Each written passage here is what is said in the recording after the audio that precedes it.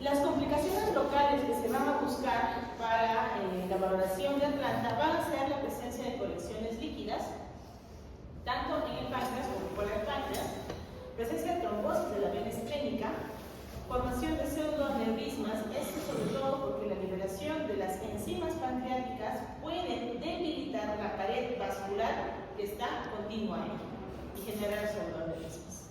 Y disfunción de la desembocadura gástrica por irritación del mismo, por lo que se va a dar un proceso de ilioadinámico en el paciente. ¿Ya? No es que esté obstruido, simplemente se ha dejado de mover. Para el diagnóstico vamos a tener tres criterios: el criterio clínico, serológico y de imágenes. El criterio clínico es un dolor muy característico en faja que inicia en epigastrio y se va hacia la espalda en forma de cinturón. Puede o no estar asociado a fiebre, náuseas, diarreas o vómitos.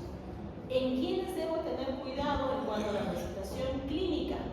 En ancianos, diabéticos y gestantes, ya que en estos tres grupos de personas la presentación clínica puede ser diferente. En caso de las gestantes, sobre todo en el segundo y tercer trimestre del embarazo, por el desplazamiento visceral y el útero grávido que va a tener, porque el dolor no necesariamente va a ser en faja, sino puede ser simplemente un dolor sordo que irradia hacia espalda.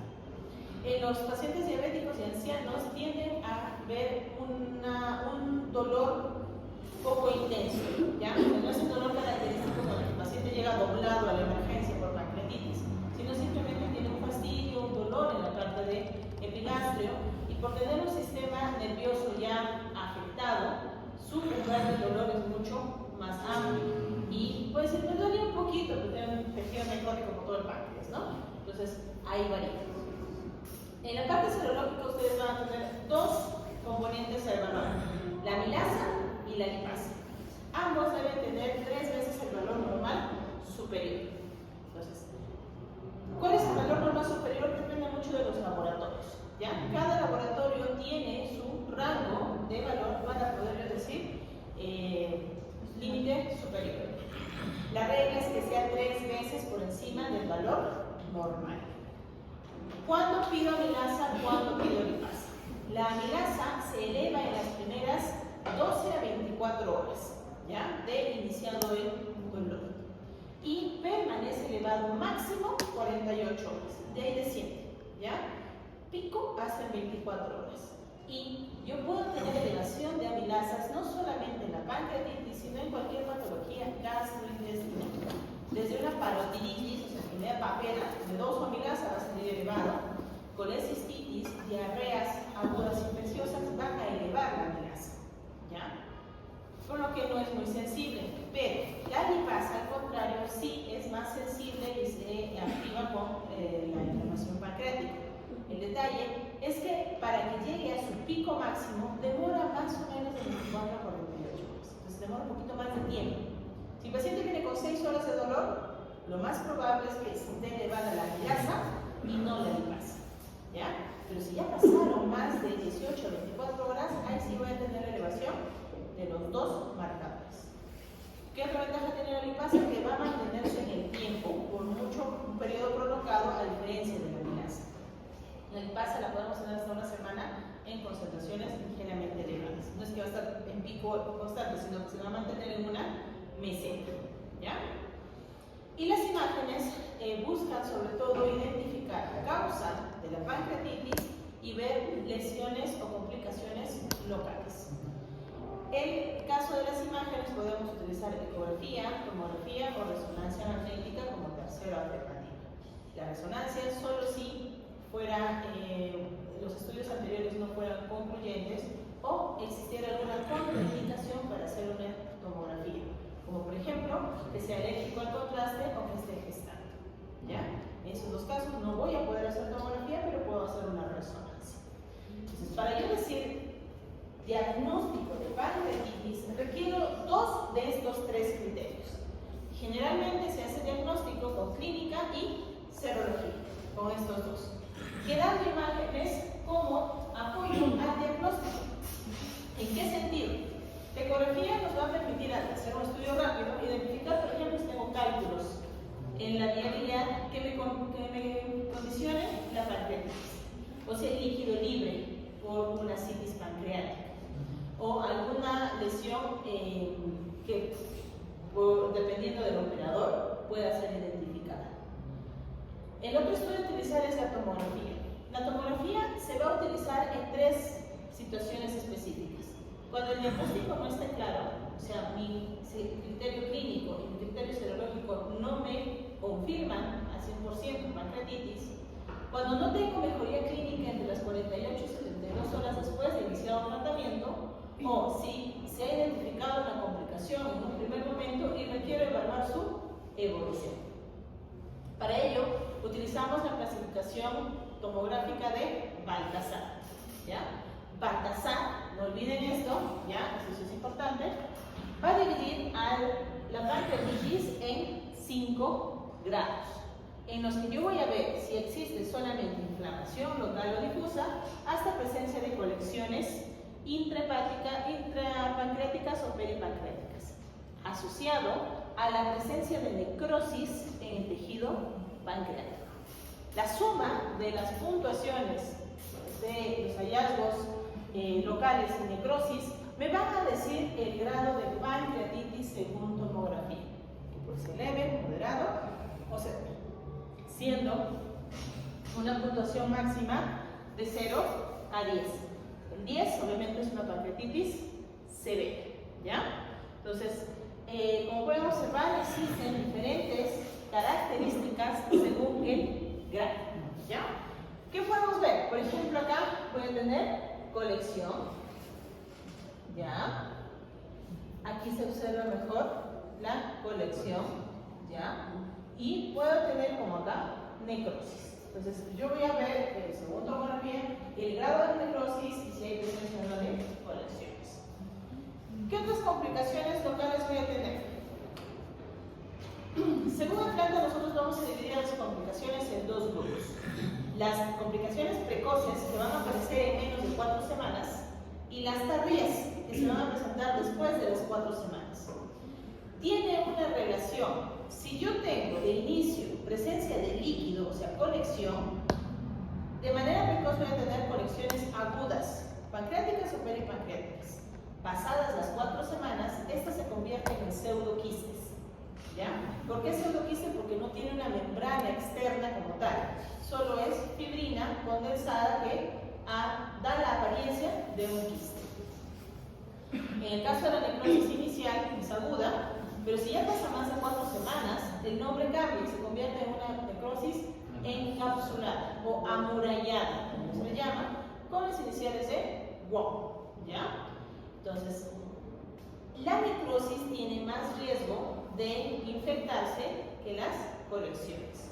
Y dependiendo de la extensión, tanto de la colección como de la necrosis, se va a determinar el tratamiento a seguir. Por ejemplo, la derivación o drenaje de este contenido, ya sea percutáneo o por endoscopía, ¿ya? Por vía endoscópica se realiza un procedimiento en el cual se conecta desde el estómago, se hace un hueco en el estómago, te perforas y te vas hacia la celda pancreática con un dispositivo que es como un... No, es como un... Es un stent, muy parecido que se pone en el esófago, pero conecta con el páncreas. Y por ahí nomás se salta todo, ¿ya? Sin necesidad de hacer ningún compromiso externo. Si no se puede hacer eso, está la vía percutánea. Generalmente se utilizan unos tubos de drenaje tipo stent de grueso calibre, tipo pigtétano, que es como una colita de cerdo, que tiene muchos agujeritos y por ahí se va lavando y aspirando hasta que se absorba completamente el contenido, sea líquido o necrótico. Junto con el diagnóstico, nosotros debemos determinar la severidad de la pancreatitis. Existen varios scores, como los 3 principales. VISA se considera severo de 3 para adelante, ¿ya? O sea, un VISA 3, 4, 5 es pancreatitis severa. 0, 1, 2, pancreatitis leve, ¿ya? El 3 incluye para severo. Apache se considera severo cuando supera 8, o sea, de 8 para arriba. Ransom cuando supera 3, ¿ya? 5 o 6 de ranzo se considera severo. ¿Cuál es la diferencia entre estos tres scores? El score de PISA es de utilización rápida, se puede hacer en emergencia sin necesidad de muchos exámenes de laboratorio. En cambio, ranzo, vas a desarrollarlo en dos momentos, al ingreso y a las 48 horas posterior del tratamiento. Y requieres de más estudios, como por ejemplo LDH, TGO, calcio, la concentración de oxígeno, la presión de oxígeno en sangre, en una arteria, el déficit de base y el estimado de déficit de fluidos que va a tener el paciente. Entonces requiere de más exámenes para poder determinar si es leve, moderado o severo. ¿Ya? Apache tiene más de 11 items a analizar. Generalmente lo utilizamos en pancreatitis severa, que van a ir a unidad de cuidados intensivos o unidad de cuidados intermedios por la severidad. Tiene una buena sensibilidad en estos pacientes y debe ser realizada con análisis no solamente de funciones vitales, sino también con oxigenación, evaluando el PAFI y marcadores como el pH, sodio, potasio, creatinina, hematocrito y leucocitos que me van a hacer la valoración general de la pancreatitis. Recuerden que estamos más en la pancreatitis severa de Apache. ¿Ya? PISA, en cambio, evalúa BUM, que es la urea, Glasgow, criterios de SIRS, que tengan más de 60 años y si hay o no infusión pleural. Por lo que solo necesitaría una prueba de urea creatinina, un hemograma y una radiografía de tórax para poder hacer eso. El tratamiento se va a basar en tres pilares: hidratación, analgesia y nutrición. La hidratación debe ser adhesiva en las primeras horas, ya que ha demostrado que al haber un déficit muy marcado de líquidos por secuestro en el tercer espacio, si uno no hidrata correctamente al paciente, hay más riesgo de complicación pancreática, o sea que haga pseudoquistes o haga necrosis. ¿Cuánto darle al paciente? Depende de su peso y la existencia o no de comorbilidades. Más o menos va desde 250 a 500 mililitros por hora en las primeras 6 horas, con valoración de la frecuencia cardíaca, presión arterial y el flujo urinario, que deben cumplir con esas características. La frecuencia cardíaca menos de 120, presión arterial media mayor de 60, 65 y una diuresis que debe superar a 1 mililitro kilo hora. ¿Ya? Entonces, dependiendo del tipo de paciente al que yo estoy, si es un paciente joven, puedo darle una hidratación agresiva de inicio porque sé que su riñón va a responder. Pero si tengo comorbilidades como insuficiencia renal o algún tipo de insuficiencia cardíaca, la dosificación de líquido debe ser menor, porque corremos riesgo de sobrehidratarlo y generar un congestionamiento pulmonar, ¿ya? Edema pulmonar por sobrehidratación. Había una revisión en cuanto a hidratación que mencionaba darle 10 mililitros kilo hora al paciente en sus primeras 6 horas. Y había otra corriente que decía 20 mililitros kilo hora. Entonces, cuando tú le dabas 20, eran volúmenes bastante altos que demostraron congestionar más al paciente que con 10 mililitros. ¿Ya? Eso tendré presente. Ahora, la analgesia con lo que tenga, ¿ya? Y depende mucho del umbral del dolor. A veces se utilizan antiespasmódicos como la iosina, asociados al cortisol, que ayudan a bajar la intensidad de dolor. El objetivo es que tu paciente no tenga dolor. En casos ya más severos en que el dolor no ceda con AINES, utilizas opioides, como por ejemplo la petilina y la morfina. En ellos hay que tener presente de que pueden generar espasmos en el esfínter de Oddi, por lo que se debe vigilar la respuesta del sistema biliar. ¿Ya?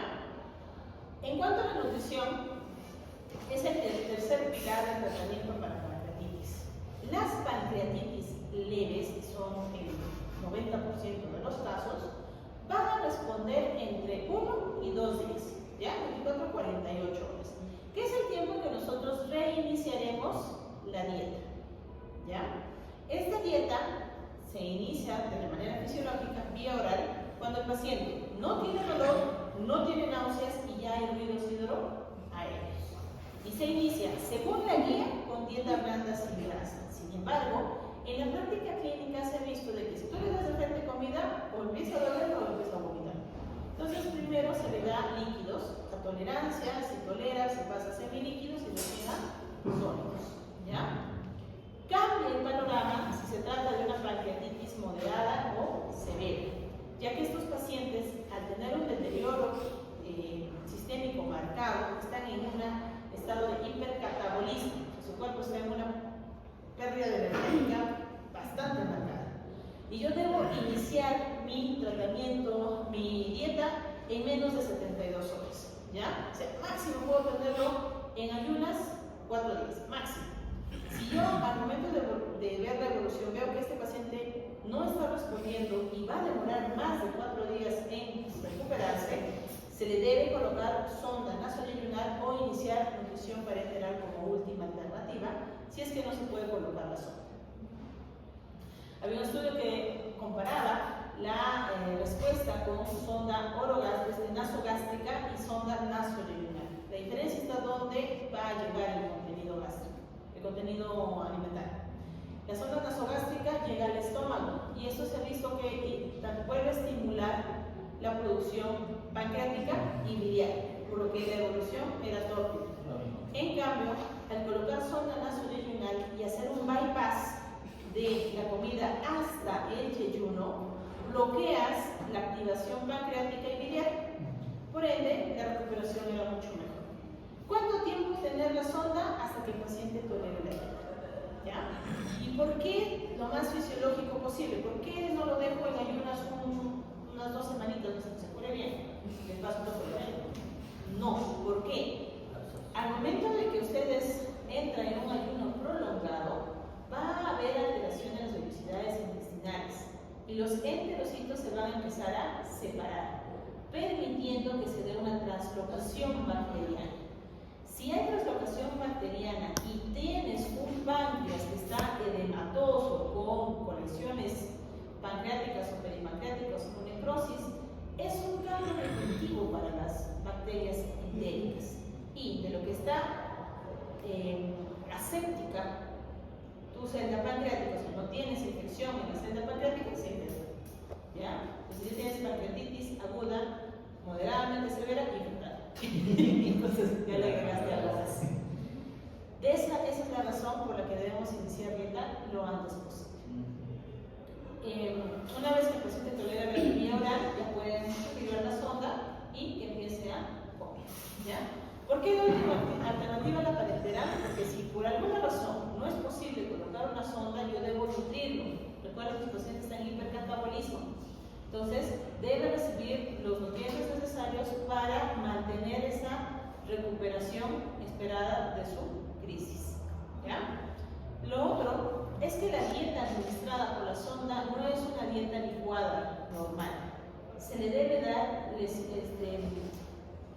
se le da una leche que contiene aminoácidos de tipo polimérico, o sea que ya están degradados en sus estructuras más pequeñas y son de absorción fácil por el intestino delgado.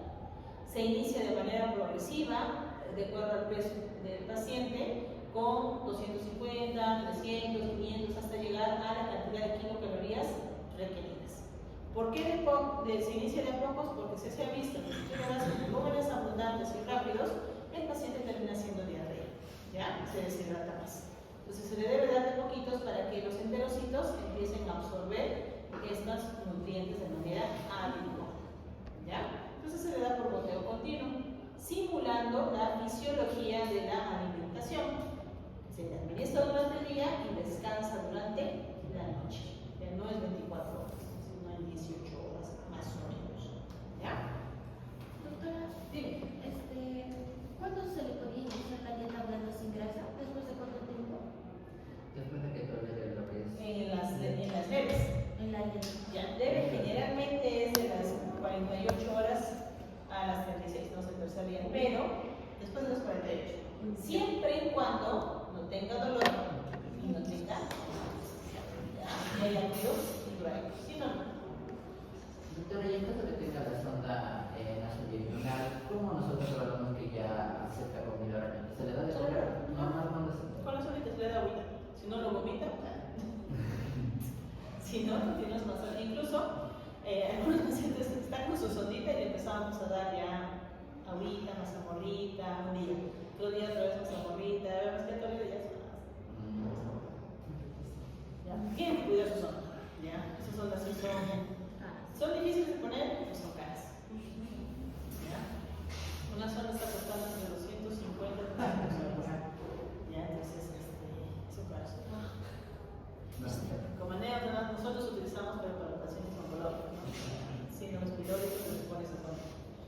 Y una de las enfermeras me dice, el paciente está con la sonda. Y dice, ya, démosla para reutilizarla, esterilizarla nuevamente, ¿no? Estaba caro. Todavía el CIS no nos compraba sondas, el paciente compraba sus sondas. Y dice, no, yo lo boté.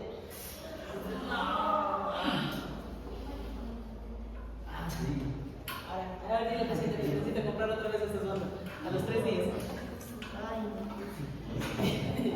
Ahora, ¿qué diferencia hay entre pancreatitis aguda y pancreatitis crónica? No solamente es el nombre, sino las características clínicas. La pancreatitis crónica se va a dar por una inflamación persistente en el tiempo, generalmente asociada a estenosis de los conductos pancreáticos y van a generar fibrosis, ¿ya? Al haber fibrosis, igual que en la cirrosis, las células pancreáticas van a dejar de funcionar correctamente. Y esto va a generar que haya un déficit exocrino en la parte metabólica y un déficit endocrino en la parte sistémica. Al haber estenosis ductales, pueden formarse cálculos a nivel del conducto pancreático, que es una característica en imágenes de una pancreatitis crónica. La causa, la primera, es el alcohol, pero también, como pueden ver, hay más lesiones genéticas y obstructivas, sobre todo aquellas relacionadas con una disfunción del esfínter reoli o estenosis del conducto pancreático, por diferentes razones, desde traumáticos hasta iatrogénicas o anastomosis que puedan haber sido muy pequeñas y cierran el ducto pancreático. La clínica se caracteriza por dolor abdominal y signos de insuficiencia pancreática. El dolor abdominal es postprandial, o sea, después de la comida, a nivel de epigastrio, y alivia cuando la persona se sienta y se inclina hacia adelante. ¿Ya? La insuficiencia pancreática ustedes la van a evaluar por un estado de flatulencias, distensión abdominal. Una característica principal va a ser la diatorrea, que es la diarrea grasosa. ¿Ya? ¿Por qué? Porque el páncreas, ¿qué cosa libera? Lipasa, amilasa, ¿qué más libera? Quimiotripsina, ¿ya? ¿Qué cosa va a hacer esto? Más las sales biliares van a degradar la grasa. Como no quieren degradar la grasa, se altera.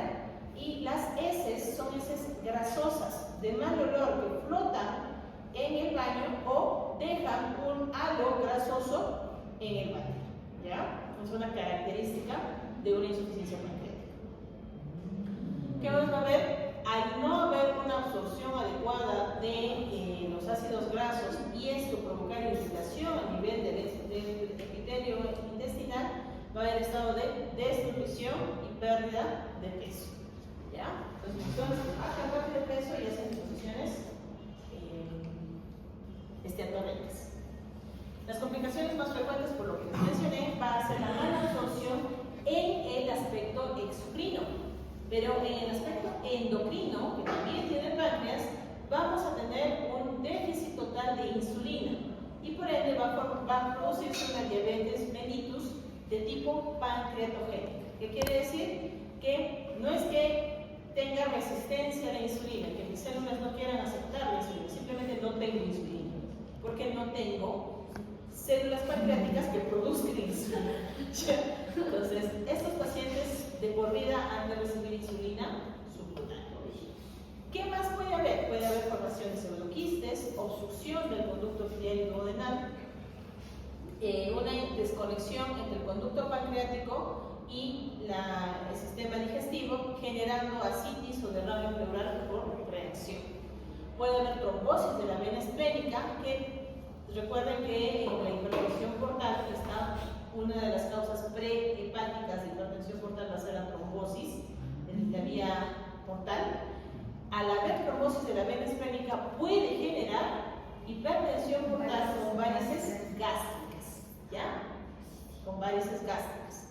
No esofágicas, sino más va para las gástricas. Puede haber pseudoneurismas y es un factor de riesgo para la aparición de cáncer de páncreas. ¿Cómo voy a hacer el diagnóstico? Por imágenes y laboratorio. En la imagen voy a ver sobre todo calcificaciones, alteraciones en los conductos pancreáticos que van a estar dilatados por segmentos, pueden incluso formar o tomar la forma de un rosario, se dilata, se estenosa, se dilata, se estenosa, pseudoquistes. En la resonancia voy a poder observar masas o cambios ductales mucho más pequeños, ¿ya? Cuando la enfermedad está en sus primeras etapas, incluso la tomografía puede ser normal. Ahora, aquí se puede observar, este es el páncreas. ¿Qué forma tiene el páncreas anatómicamente? ¿Ok? No, es como un renacuajo. ¿Ya? Ya, tiene una cabeza un poquito más grande de diámetro a comparación del cuerpo y una cola delgada. ¿Ya? Cuando hay pancreatitis crónica, pierde esta forma y parece ahí sí como una lengua, porque todo es muy parecido en grosor. Pero ¿qué más voy a tener? Voy a tener calcificaciones en el interior y una dilatación de los conductos pancreáticos, Wilson sobre todo. ¿Qué más puedo tener? Pseudoquistes. Esa es la parte de aquí está la cabeza, este es el cuello justo para llegar al cuerpo y la cola, ¿ya? Y aquí hay un pseudoquiste. Dentro de las pruebas de función pancreática vamos a tener dos grupos, aquellos que se hacen de manera directa, en donde yo voy a evaluar la producción de bicarbonato y enzimas. ¿Cómo evalúo eso? Administro colecistocinina endovenosa y luego mido por medio de endoscopía las concentraciones de enzimas digestivas que produce el paciente. Por otro lado, cuando se administra secretina endovenosa, se mide el bicarbonato. El problema es que es muy invasivo y es muy tedioso de realizar. De ahí que se generan las pruebas indirectas. Estas no van a evaluar la producción exocrina del páncreas, pero sí las complicaciones relacionadas al déficit de estas enzimas. ¿Qué cosa va a evaluar? Por ejemplo, la valoración del tripsinógeno. Si es menos de 20 nanogramos por mililitro, se confirma un IPE, que es una insuficiencia pancreática exocrina. Prueba de grasa fecal en 72 horas y concentración de quimiotripsina y elastasa que tienden a estar disminuidas. Entonces, estas pruebas se hacen en heces, ¿ya? Entonces, lo que se evalúa no es sangre, ojo, se evalúan las heces, la concentración de elastasa, de quimiotripsina y tripsinógeno en heces, ¿ya?